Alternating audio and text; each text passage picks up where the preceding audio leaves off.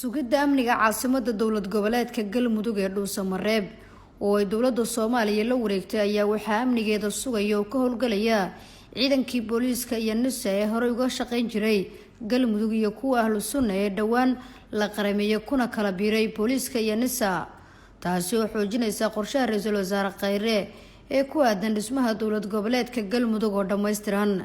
ra'iisul wasaaraha xukuumadda federaalka Soomaaliya Mudane Xasan Cali Khayre oo ay weheliyaan wasiirka amniga gudaha madaxa fulinta Galmudug ayaa ciidamada ugu tagay kormeer si ugu dhiirigeliyo gudashada mas'uuliyadda culus ee qaadeen oo ah sugidda amniga iyo xasiloonida magaalada Dhuusamareeb oo martigelinaysa gogasha dib u heshiisiinta iyo doorashada lagu dhisayo Galmudug dhameystiran oo loo dhan yahay ugana mahad celiyay hanaankii wanaagsanaa ee uga soo shaqeeyeen sugidda amniga deegaanka.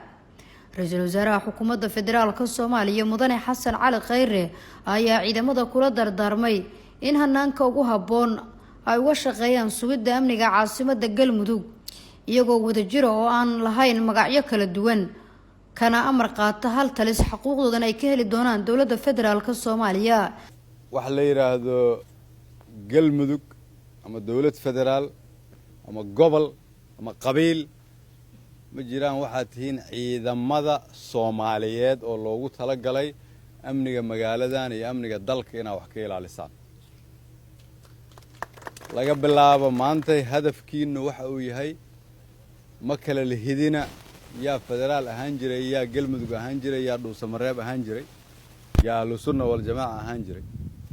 waxaad tihiin ciidan Soomaaliyeed oo xuquuq leh isku siyaal idin la dhaqmi doona madaxdiina iyo kuwa hore isku siyaal loola dhaqmi doona waajibaadkiina isku siyaal idin fari doona.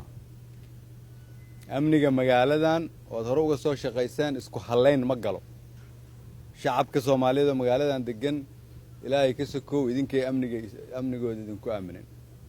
dawladana waxa la rabaa xuquuqda aad leedihiin in idin siiso.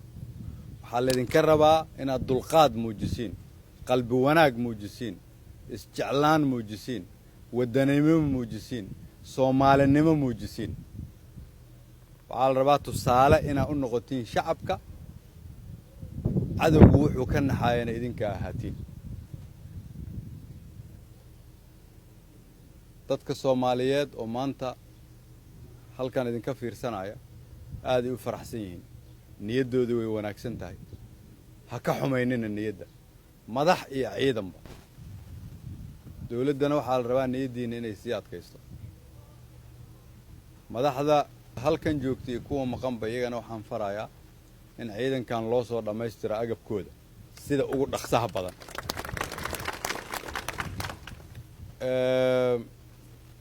magaaladan waxaa isugu imaan doona dad badan.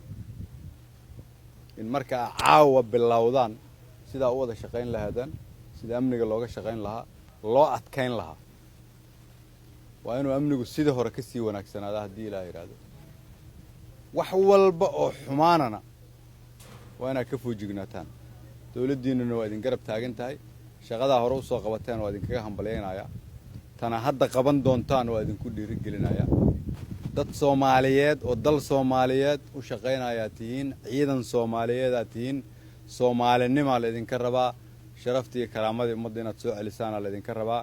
waa tallaabadii ugu horeysay qof walba nagala soo shaqeysay oo Sheekh Shaakir ugu horeeyo. wasiirka amniga gudaha Soomaaliya Maxamed Abuukar Islow Ducaale iyo madaxa xukuumadda Galmudug Sheekh Maxamed Shaakir Cali Xasan ayaa wax lagu farxo ku tilmaamay in amniga caasimadda Dhuusamareeb lagu wareejiyo ciidanka qaranka Soomaaliyeed. waxay mas'uuliyad gaar iska saarayaan inay u istaagaan magaalada madaxda dowlad goboleedka Dhuusamareeb ee Galmudug ah inay mas'uul ka noqdaan.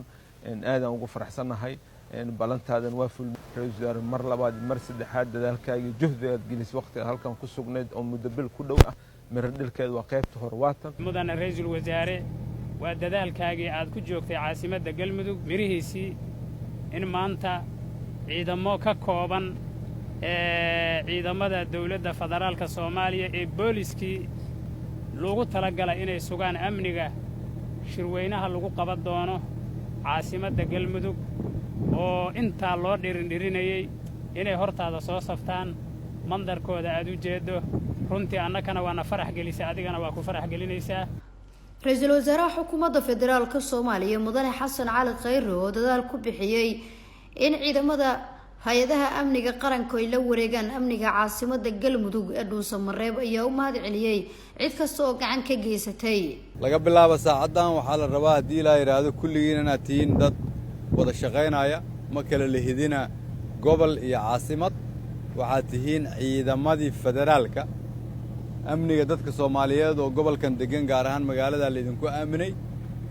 waxaan